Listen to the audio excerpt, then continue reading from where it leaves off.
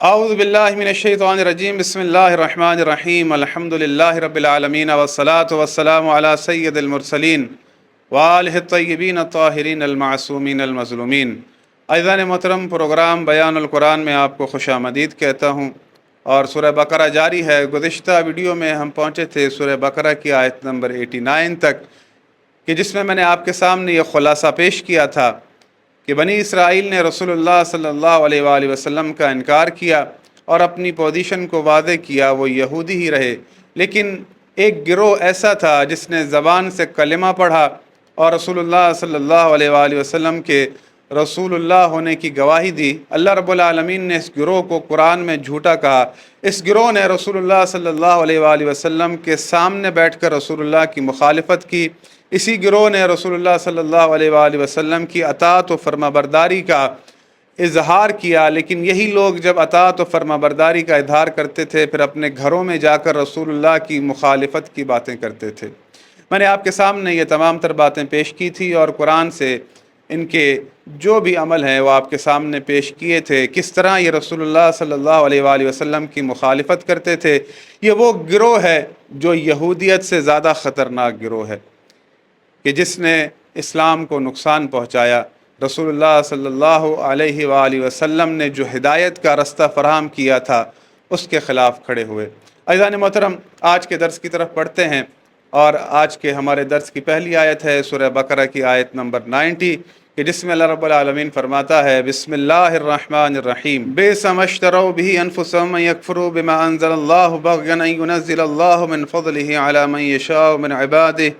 فباؤوا بغضب على غضب وللکافرین عذاب مہین۔ سو کس قدر بری ہے وہ چیز جس کے عوض ان لوگوں نے اپنی جانوں کا سودا کیا ہے، کہ محض اس ضد اور سرکشی کی بنا پر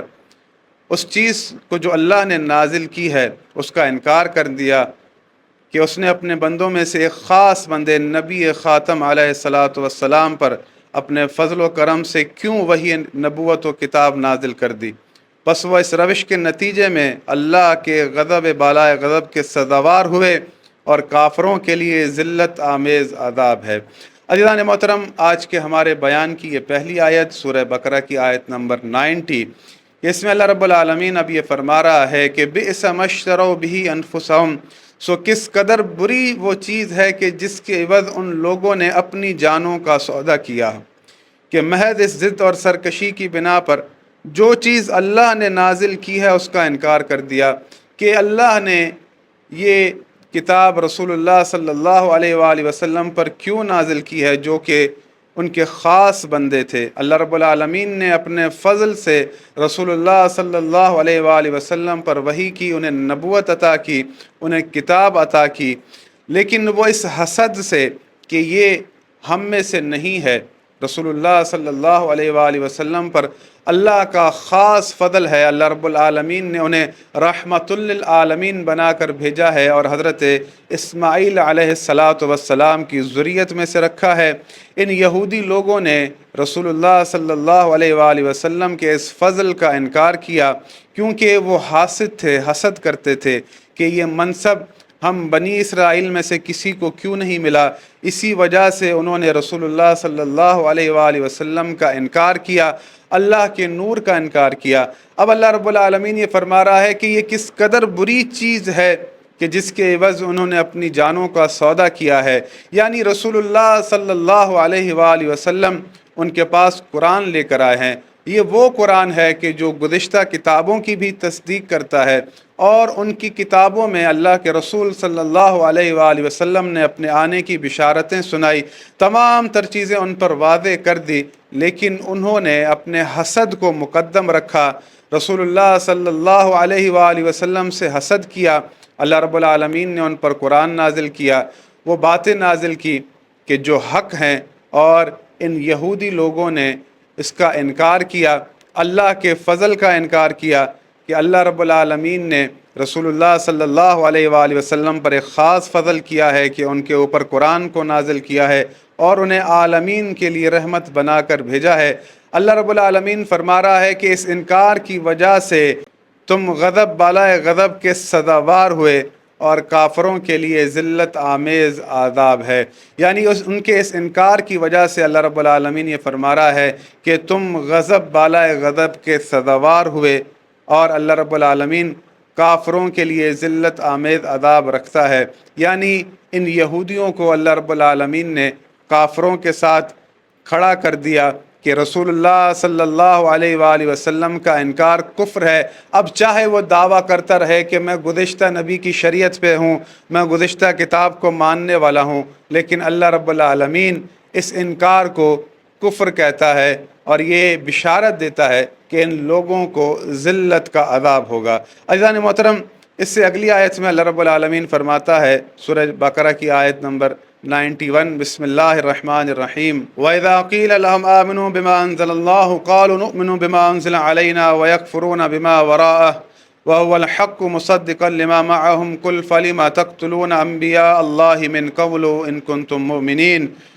اور جب ان سے کہا جاتا ہے کہ جو قرآن اللہ نے نازل کیا ہے اس پر ایمان لاؤ، تو وہ کہتے ہیں کہ ہم اس پر تو ایمان رکھتے ہیں جو بنی اسرائیل پر نازل کیا گیا ہے، مگر اس کے علاوہ جو کچھ قرآن ہے اس کا انکار کرتے ہیں، حالانکہ وہ حق ہے جو ان کے پاس موجود توریت کی بھی تصدیق کرتا ہے۔ اے رسول، آپ ان سے کہیے اگر تم توریت پر ایمان رکھتے تھے تو اس سے پہلے اگلے زمانے میں اللہ کے نبیوں کو کیوں قتل کرتے رہے ہو۔ عزیزان محترم، آج کے ہمارے بیان کی یہ دوسری آیت سورہ بقرہ آیت نمبر 91، اس میں اللہ رب العالمین فرماتا ہے وَإِذَا قِيلَ لَهُمْ آمِنُوا بِمَا أَنزَلَ اللَّهُ، اور جب ان سے کہا جاتا ہے کہ جو قرآن اللہ نے نازل کیا ہے اس پر ایمان لاؤ،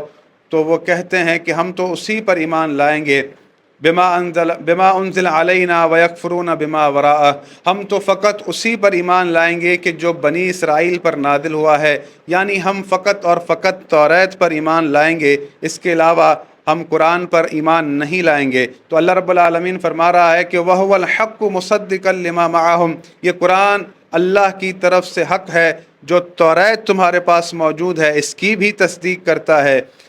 قُلْ فَلِمَ تَقْتُلُونَ أَنبِيَاءَ اللَّهِ مِن قَبْلُ إِن كُنتُم مُؤْمِنِينَ۔ اب اللہ رب العالمین رسول اللہ صلی اللہ علیہ وآلہ وسلم سے مخاطب ہے اور فرما رہا ہے کہ اے پیغمبر، آپ ان سے کہیے کہ اگر تم توریت پر ایمان رکھتے تھے تو اس سے پہلے اگلے زمانے میں اللہ کے نبیوں کو کیوں قتل کرتے رہے ہو۔ یہ ایک سوال ہے ان سے، بنی اسرائیل سے، جو کہ اللہ رب العالمین اپنے حبیب پیغمبر محمد مصطفیٰ صلی اللہ علیہ وآلہ وسلم سے فرما رہا ہے کہ آپ سوال کیجئے ان سے کہ اگر تم توریت پر ایمان رکھتے تھے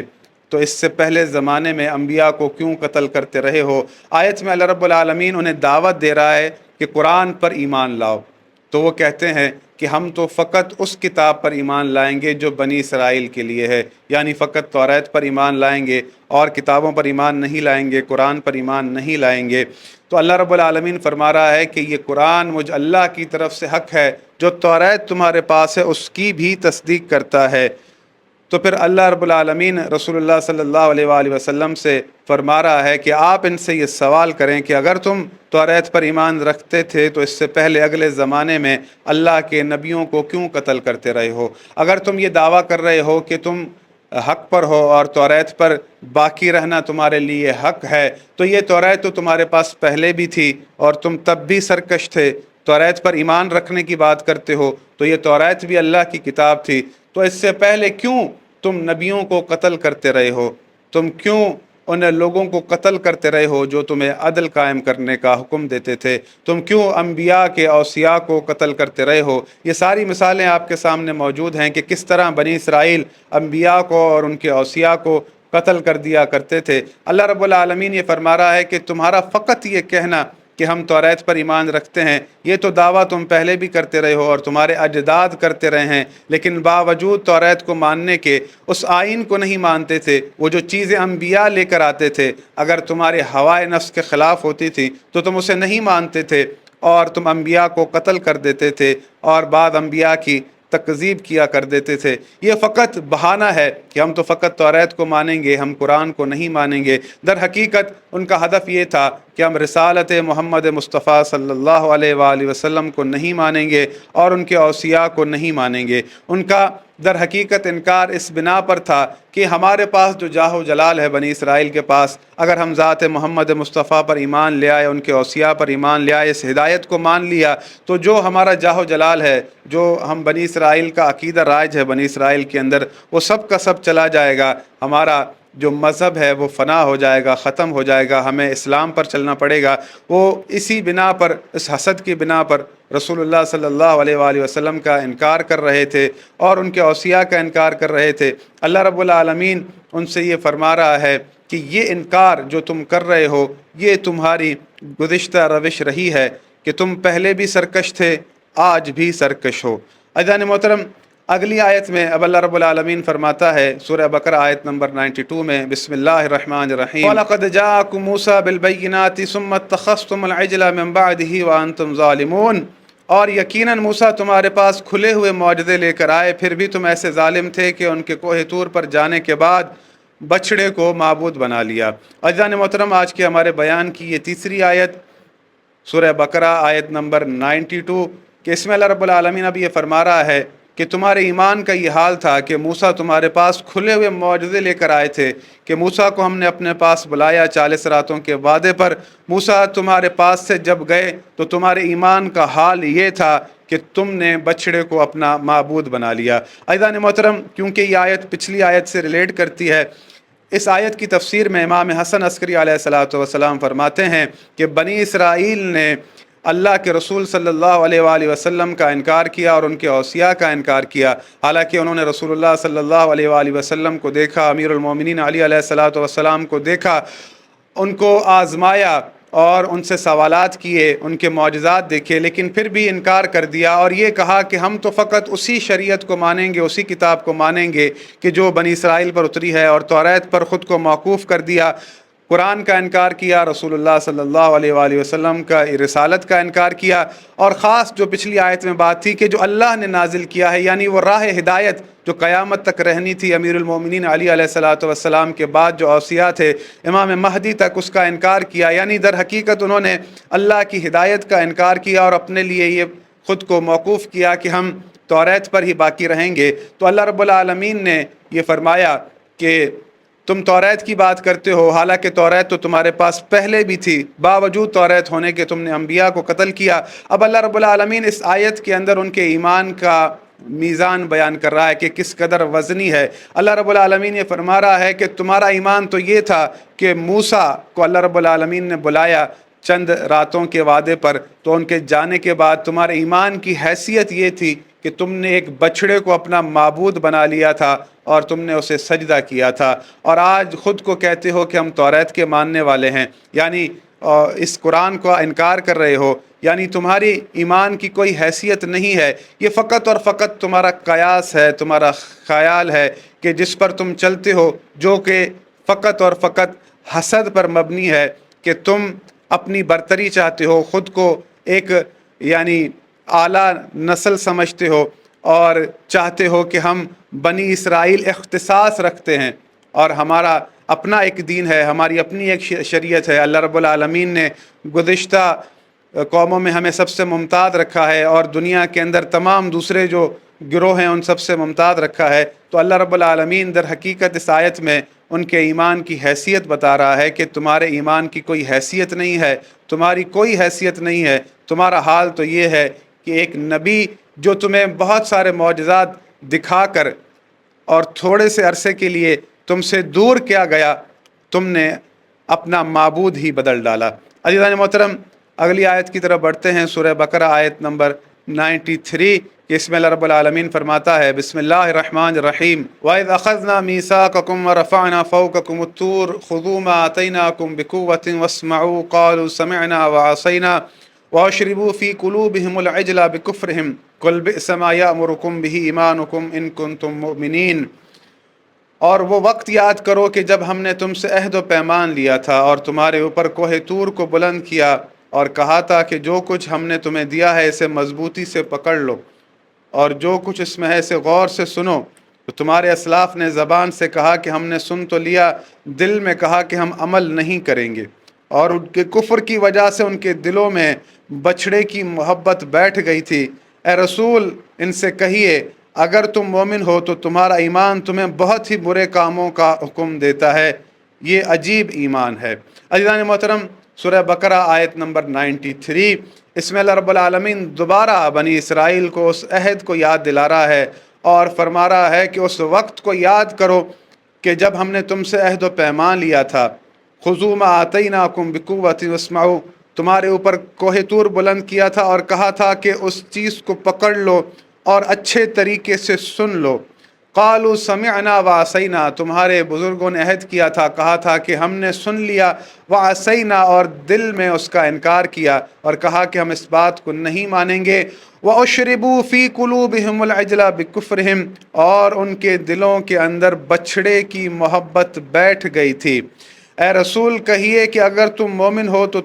تمہارا ایمان تمہیں بہت ہی برے کاموں کا حکم دیتا ہے، یہ عجیب ایمان ہے۔ عزیزان محترم، اس آیت کی تفسیر میں امام حسن عسکری علیہ الصلاۃ والسلام فرماتے ہیں کہ بنی اسرائیل سے اللہ رب العالمین نے عہد لیا تھا اور یہ احکام خداوندی، اس توریت کو مضبوطی سے تھام لو، اسے سن لو۔ حضرت موسیٰ علیہ الصلاۃ والسلام نے ان پر حجت تمام کی تھی اور انہیں تمام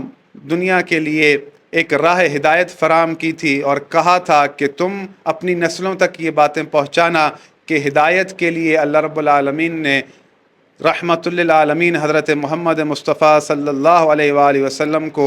آخری نبی بنا کر بھیجا ہے اور ان کے اوصیاء کی ولایت کو تمام لوگوں پر حجت قائم کیا ہے۔ تم یہ عہد نہ بھولنا،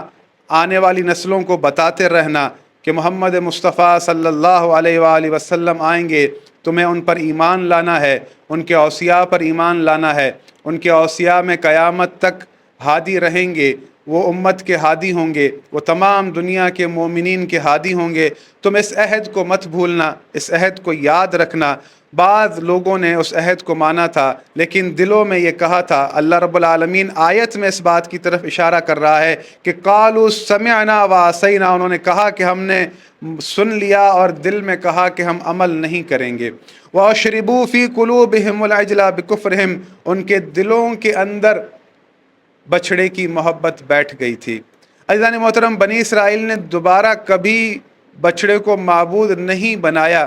لیکن ان کے دلوں کے اندر جو محبت بیٹھ گئی تھی، اللہ رب العالمین بچھڑے کا ذکر کر رہا ہے کہ بچھڑے کی محبت بیٹھ گئی تھی۔ در حقیقت ان کے دل کے اندر یہ بات بیٹھ گئی تھی کہ ہم چیزوں کو خود بنائیں گے، ہم اپنے عقیدے خود بنائیں گے اور اسی سے محبت کریں گے، اسی پر چلیں گے، ہم بنی اسرائیل کی سپرمیسی پر قائم رہیں گے۔ در حقیقت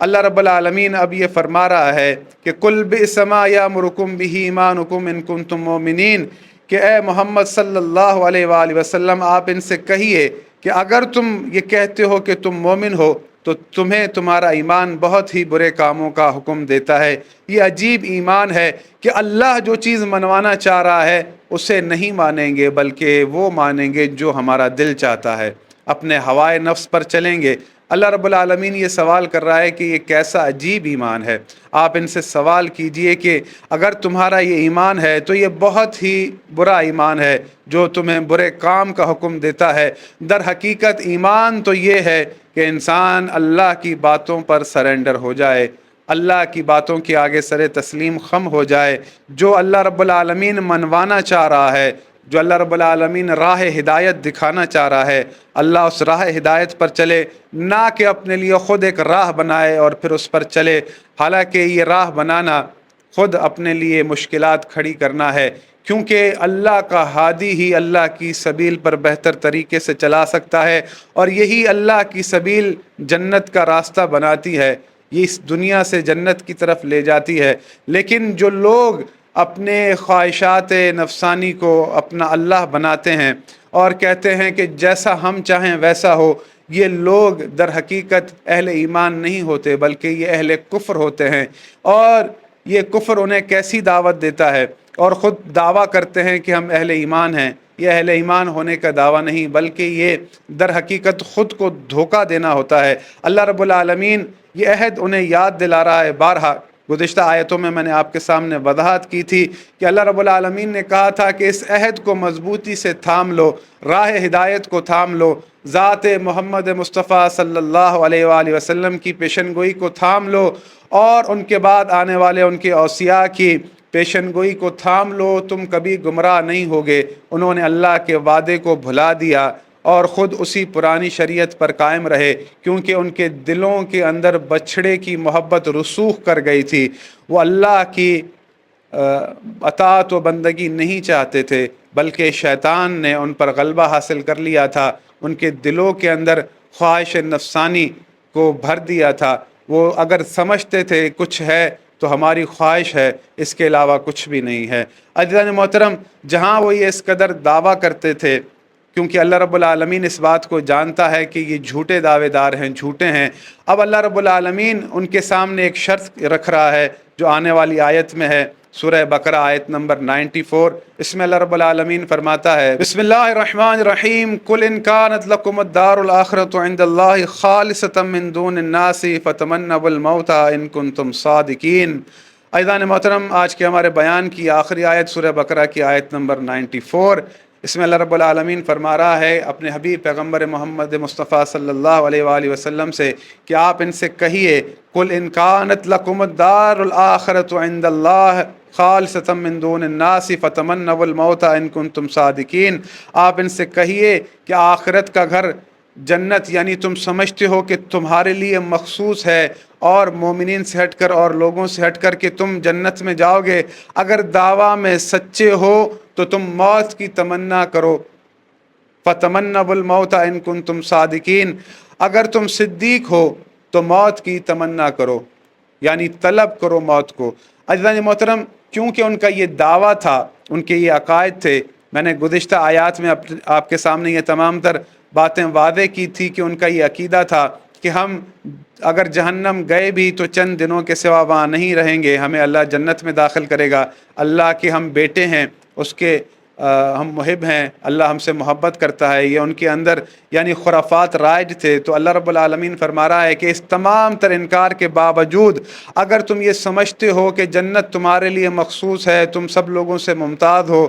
تو ایک بار موت کی تمنا کرو اگر تم سچے ہو۔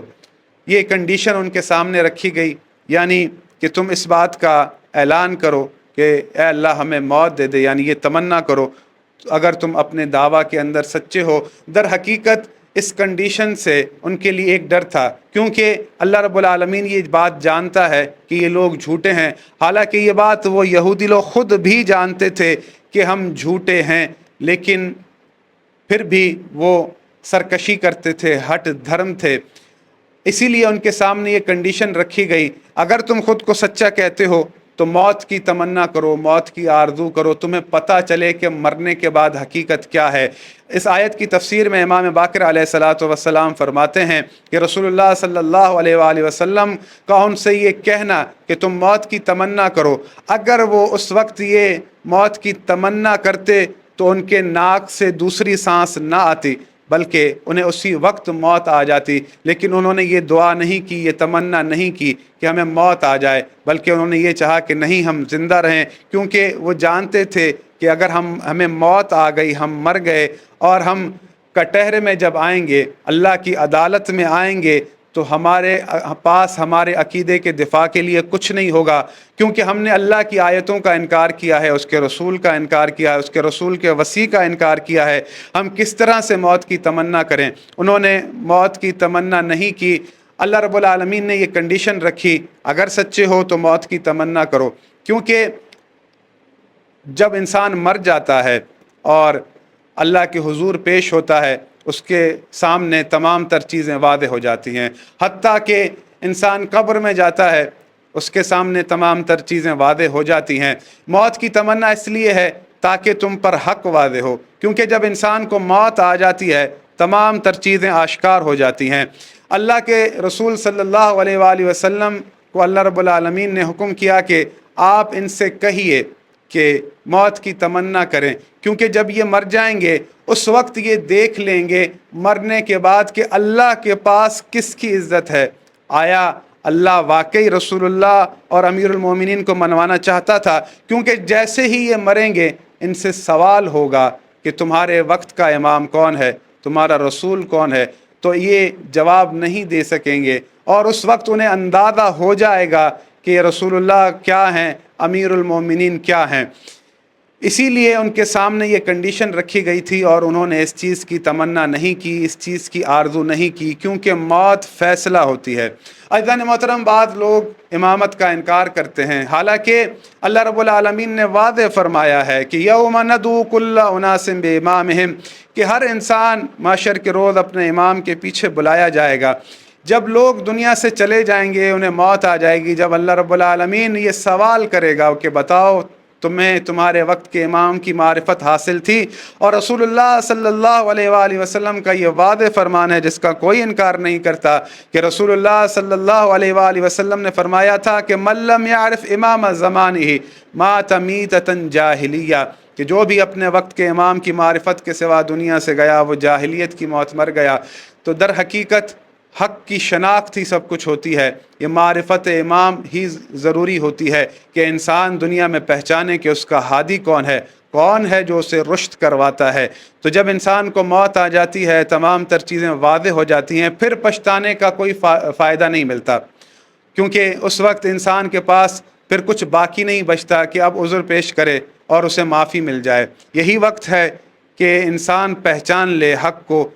اللہ کے رسول صلی اللہ علیہ وآلہ وسلم کی حقیقی معرفت کو حاصل کرے، اور وقت کے امام کی حقیقی معرفت کو حاصل کرے کہ اللہ نے اسے کیا منوانا چاہا ہے، کون ہے جو اسے ہدایت کرتا ہے، کون ہے جو اسے اللہ کی سبیل کی طرف بلاتا ہے، یہ کون سا امام ہے کہ جسے جاننا بہت ضروری ہے، اگر نہ جانا تو جاہلیت کی موت مر گئے، کیونکہ جاہلیت کی موت مرنا در حقیقت جہنم کی طرف جانا ہے۔ عزیزان محترم، اللہ کے رسول صلی اللہ علیہ وآلہ وسلم کے اس فرمان میں ہی سب کچھ پیچھے چھپا ہے کہ یہ اللہ کی طرف سے خاص منصوص من اللہ کوئی امام ہے کہ جسے پہچاننا ضروری ہے، جس کی معرفت ضروری ہے، کیونکہ اللہ نے اسے لوگوں کے لیے حجت بنایا ہے۔ بنی اسرائیل رسول اللہ صلی اللہ علیہ وآلہ وسلم کو جان کر پہچان کر ان کا انکار کرتے تھے۔ اللہ رب العالمین نے یہودیوں کے لیے یہ فرمایا ہے کہ الذین آتیناہم الکتاب یعرفونہ کما یعرفون ابناءہم، کہ جن لوگوں کو کتاب دی گئی ہے وہ رسول کو ایسے پہچانتے ہیں جیسے کوئی اپنے بیٹوں کو پہچانتا ہے۔ اگر کوئی شخص بھیڑ میں، کتنی بھی بھیڑ ہو، دور سے اگر دیکھے کہ اس بھیڑ کے اندر اس کا بیٹا موجود ہو تو فوراً پہچان لے گا۔ اللہ رب العالمین نے اس بات کو تشبیہ دی ہے کہ یہودی اور نصارہ رسول کو ایسے پہچانتے ہیں جیسے کوئی اپنے بیٹے کو پہچانتا ہے۔ وہ پہچانتے تھے رسول اللہ کو، لیکن حسد کی وجہ سے انہوں نے رسول اللہ کا انکار کیا۔ لیکن اس امت کو کیا ہوا ہے جو اپنے وقت کے امام کی معرفت کا انکار کرتی ہے اور کہتی ہے کہ اس دور میں کوئی امام نہیں ہے، حالانکہ اللہ رب العالمین نے یہ فرمایا ہے سورہ کہف آیت نمبر 17 میں، من یہد اللہ فہو المہتد، ہدایت یافتہ وہی ہے جسے اللہ ہدایت دے، وَمَن يُضْلِلْ فَلَن تَجِدَ لَهُ وَلِيًّا مُرْشِدًا، اور گمراہ وہ ہے، گمراہ کی نشانی یہ ہے کہ نہ ہی اس کا کوئی ولی ہوتا ہے، نہ ہی اس کا کوئی مرشد ہوتا ہے۔ عزیزان محترم، رسول اللہ کا یہ فرمان کہ من لم یعرف امام زمانہ مات میتۃ جاہلیہ، اس فرمان کو اور قرآن کی اس آیت کو، سورہ کہف کی اس آیت کو، دونوں کو ملا کر دیکھ لیں، دونوں کا مفہوم ایک ہی ہے کہ وہ آیت بھی یہی کہتی ہے کہ جو گمراہ ہے اس کا نہ کوئی ولی ہوتا ہے نہ کوئی مرشد ہوتا ہے۔ اب جب گمراہ کو موت آئے گی تو وہ کیسی موت ہوگی، آپ خود فیصلہ کر سکتے ہیں۔ وہاں قرآن میں اللہ رب العالمین یہ بات کر رہا ہے، اور رسول اللہ صلی اللہ علیہ وآلہ وسلم در حقیقت اس کی تشریح کر رہے ہیں کہ تمہارے لیے ضروری ہے کہ تم اپنے وقت کے امام کو پہچانو، حق کو پہچانو، اور جو چیز تمہارے اوپر ظاہر ہے، جو چیز تم تک پہنچا دی گئی ہے، اس کا انکار نہ کرو، کیونکہ جب تمہیں موت آئے گی پھر تمہارے پاس کوئی چارہ نہیں بچے گا، پھر اس وقت پشیمانی کوئی کام نہیں آئے گی۔ یہی وقت ہوتا ہے انسان کے لیے، یہ زمانہ ہے کہ وہ حق کو پہچانے اور حق کو پہچان کر اس کی اطاعت و فرما برداری کرے۔ عزیزان محترم، ہم پہنچے ہیں سورہ بقرہ آیت نمبر 94 تک۔ انشاءاللہ اگلی ویڈیو میں آگے بڑھیں گے۔ اپنے کومنٹس اور آراء سے ضرور آگاہ کیجیے گا۔ جب تک کے لیے والسلام علیکم ورحمۃ اللہ وبرکاتہ۔